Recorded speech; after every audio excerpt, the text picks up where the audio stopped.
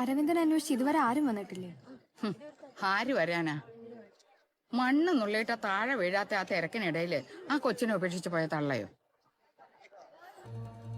ഇവിടെ അടുത്തൊരു ഗവൺമെന്റ് സ്കൂളിലാണ് 12ാം ക്ലാസ് വരെ അവൻ പഠിച്ചത്. ആദ്യമൊക്കെ ഉറക്കത്തിൽ അമ്മയെന്ന് വിളിച്ചവൻ ഞെട്ടി എഴുന്നേക്കുമായിരുന്നു. ഇത്രയും വർഷം മൂകാംബിക ദേവിയെ അവൻ കണ്ടിട്ടില്ല. Sa